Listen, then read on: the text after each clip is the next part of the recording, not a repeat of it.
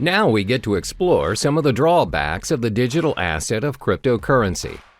Previously, it was mentioned how cryptocurrency is a one-of-a-kind digital currency without likeness, because not many payments nowadays are without the involvement of a third-party, low-risk payment, little or no fraud cases, and most of all, universal in its usage.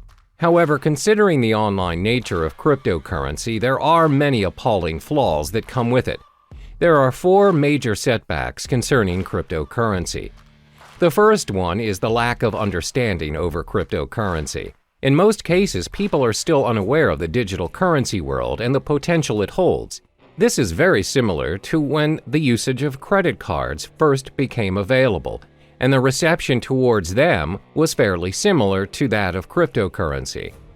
Back then, people wouldn't even think that paying things using a mere card is possible. What's more, using a whole new digital currency. Because it is different and it doesn't involve cash directly, people shy away from it and constantly doubt its effectiveness.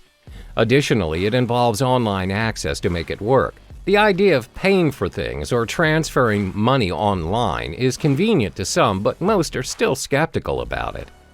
In order to make cryptocurrency acceptable around us, the people need to be educated about it to be able to include it in their daily lives.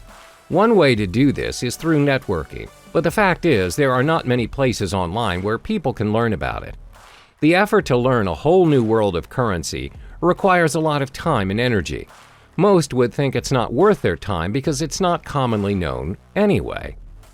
Even though some businesses are accepting bitcoins, the list is significantly small compared to traditional currencies. This is probably due to the lack of knowledgeable staff that understands the ways of digital currencies. Plus, they need to help educate their customers about it and how to use it for a smooth transaction.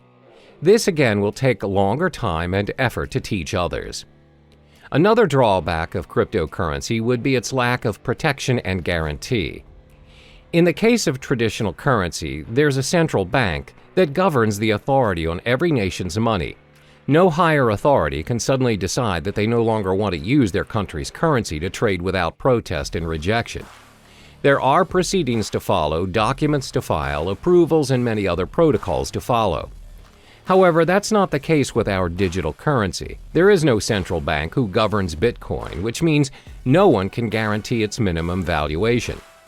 The value of Bitcoin, for example, will fall tremendously should a major group of merchants decide to just discard Bitcoins and leave the system.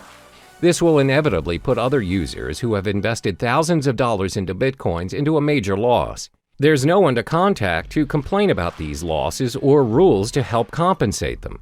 Thus, the decentralized system of Bitcoin is what we call a double-edged sword all on its own. The next disadvantage is its technical shortcomings. When online banking made its way into our lives, there's always a risk of sudden server failure, power shortages, and even hardware lags. If it happens and you ended up getting charged but didn't receive the online movie tickets or flight tickets, you can always call back the service provider or go to the physical bank instead and declare your case.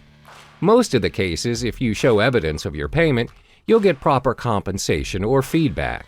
But that's not how it works with cryptocurrency. First of all, this currency does not have a bank to negotiate and help you around. There's no fixed number that you could call and just ask for clarification.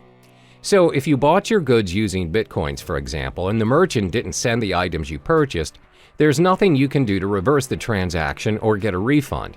You can't complain to the police or any relating authority for that matter. Similar to data corruption or virus infections, if your hard drive crashes and your wallet file is corrupted, your Bitcoin is lost forever. There's nothing you can do to restore it, and those coins will be orphaned in the system. The last major disadvantage of cryptocurrency would be because it is still developing. When things are still developing, it's prone to many risks. There are so many incomplete features that can be improved, but it takes longer time to finalize, especially if it has no physical form. With traditional currency, despite the method of payments nowadays are done online, and without us actually seeing the physical money transferring from one account to another, at the end of the day, when you reach the ATM, you're capable of holding that cash. You can use it to buy stuff from the stores, physically and online. That shows how developed our traditional currency is. Since cryptocurrency doesn't have any physical form, its usage is obviously restricted.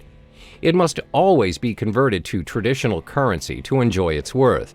According to studies, there was a time when there was a proposition to store Bitcoin wallet information on cards. However, there is no consensus nor continuation of the proposal. Most probable reason would be because merchants find it unfeasible to support all the cryptocurrency cards. There's no system for an immediate payment using the cards.